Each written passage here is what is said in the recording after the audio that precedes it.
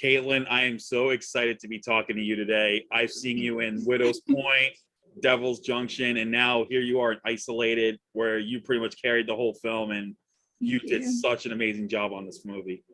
I appreciate that so much. So how did you get this role? Like, how did it all come about? I had worked with the writer Michael David and also Greg Krause on previous projects. I worked with Greg on American Poltergeist, the Curse of Lilith Ratchet, and he had mentioned that he was going to produce this film, and we had talked about it quite a bit on set, and then I talked a little bit more about with Michael about it, and I loved the idea of it. I like the concept of this film was like, this is like right up my alley. I love stuff like this. So I went through a whole audition process with them, and yeah, that was kind of how it came about. Yeah, that must have been, it was a tough for you to carry a film like this, because virtually the whole entire movie is you in this room. So it's like, it felt like it felt like shades of like Ryan Reynolds and Buried, and you know, it's just like practically one person, although we hear the voices, but still it's pretty much you. This movie's all about you. It wasn't easy, I will say that, because it's like you have to go through, I mean, it's me on the screen the whole entire time. It's a lot of, it took a lot of preparation. I don't know if I've ever had to prepare as hard for any other film as I did for that one, because I'm in every single scene. There's like like 2 scenes that I might not be in, but I'm in like every single scene. So I was on set the whole entire duration of the film. But it was probably the most difficult film that I've done up until this point. Trying to keep it like dynamic and interesting, and because I'm the only one on screen. So yeah, it wasn't easy. It wasn't an easy film to do. No, and it was cold. It was so cold. I can imagine. And yeah, and I like the use of the green light filters at like certain moments.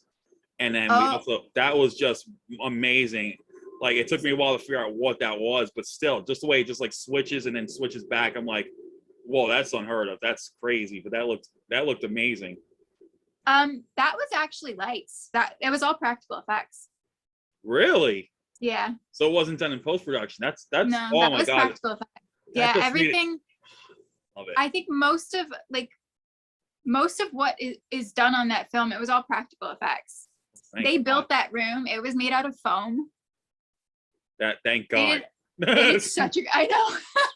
They did such a good job on that room though. I remember the first day I walked into it was the day before we started filming, and I walked in and I was like, oh my God, this is like a dream. It was so cool. So here's an interesting question. Even though we only get to hear his voice throughout the movie, for the most part, did you ever get to meet Lanny June, who plays Travis? Yeah.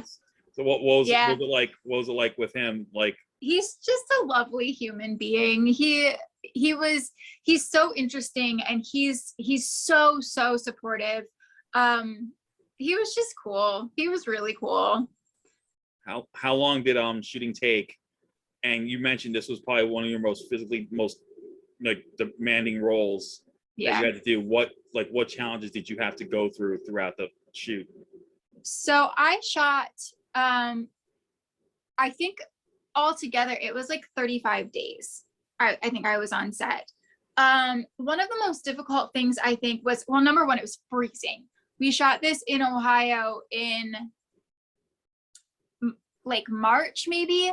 And because of sound issues, we were only able to shoot from 6 p.m. until 6 a.m. Oh, wow. So my sleeping schedule was all out of whack, and it was so cold. Almost every single close-up that you see of me, I have a heating blanket wrapped around me because I was so cold.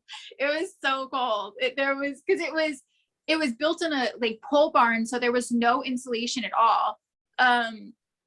And then we have this little room, and like the ground is all cement and everything. It was the coldest I've probably ever been on a shoot. I remember getting back to where I was staying and getting into bed. And I have never felt, and probably will never ever feel this way ever again. I have never felt that comfortable after getting done doing this movie. But yeah, I mean, it was like this movie, it's blood, sweat, and tears that went into this. It was a challenge, but I loved it. Literal blood, sweat, and tears from what we saw about the movie. It was literal blood, sweat, and tears. Yeah. But I gotta say, I know some people who would feel for you in terms of shooting at night. It must be hard to adjust from shooting during the day to shooting at night. I mean, I can just imagine how crazy that has to be. Yeah, it was like the Twilight Zone. Like I'd get on set and it was starting to get dark, and I'd leave and it was like the sun was coming up, and I was like, my brain was like, what's happening right now? So, but it was worth it. I've seen a cut of it. I haven't seen the final cut. I haven't seen the cut that's being released, but I'm pretty proud of it. Yeah, I think you're gonna be excited when you see the final cut. I sure liked it. I definitely for one liked it, and I like the little twist, the major twist that happens. Like when everything was all revealed, and I picked it up. I'm like, oh, so that's what it is. It was totally out of left field because I was expecting something else to happen, but I was like, holy crap! Like this is what actually happened. And that's what made it even more mind-blowing, in my opinion. That was actually the biggest reason that I wanted to take this movie, was because of the twist. That when I originally read the script, and I read that twist, because I don't remember if Michael had told me about this twist in the film or not, or if he just gave me the script and he was like, good luck. But that was the biggest reason that I wanted to take this, because I love psychological thrillers and I loved that twist so much. And then once I was cast, I obviously got to know Nell and who she was. So that was pretty cool too, because she's a really cool character. Yeah, I say out of all, like I've seen in other films, this has to be one of the best films, probably the best film you've done so far. Thank you. I appreciate that so much. And so what other type of horror films are you into? Because speaking from one horror fan to another, what are your favorite types of horror films besides, like, are there anything else besides psychological thrillers that you really like love to watch? I mean, that is my favorite, because I am really squeamish personally. And it's like, I've been on these sets. I've been killed in so many different ways. I've seen the special effects. I know what it is, but still when I see it on screen, I watched one of my friend's movies the other day, and like they did this eye effect, and I was like, I can't even look at that. I can't do it. So I'm so squeamish. So I don't watch a lot of slasher movies. I like stuff like, I loved Hereditary. I like ghost stories. Yeah.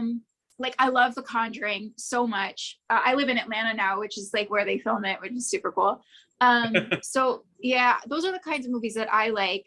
But slashers, well, at least you like horror. You like one type of horror, and that's okay. Because yeah. But yeah, but funny enough, I can watch people getting like throat slashings and all that. But when I see the real life things like nails coming off or what, that's when I get squeamish. And perfect example, I got a friend who's a South African filmmaker. She made her directorial debut last couple of years ago. A movie called The Hex, and it's a whole witch doctor curse thing. And there's this one part where this maid is looking at her nail and it looks like it's coming off, and that's when I was screaming. I was like, "What?" I'm like, "No!" I'm like, "No, I can't watch that." Yeah, I can watch someone getting chainsawed. I can watch someone getting, but when I see that, I'm just like, no. I think it's the realistic effect in my mind. I cannot handle it. But it's too much. Yeah, but other than that, I mean, The Hex, I think, is a really good psychological thriller. Even though my friend said, well, I had to learn a lot because this is my first film as a director, and she knows she's done horror movies also. So, it's just like, okay, well, but if you ever want to look her up, her name's Raina Swart. She's really good. She's also in the Empty Man that just came out like a while back. Cool. So, but yeah, I was like, I can take all kinds of horror, but when I see things like that, that's when I freak out. I know. One of your upcoming projects happens to be by someone I talked to today, Roger Connors. I'm so excited. Yes, a movie called Meat. He says, I guess he starts shooting in October. Can you give us a little bit about who your character is in that one?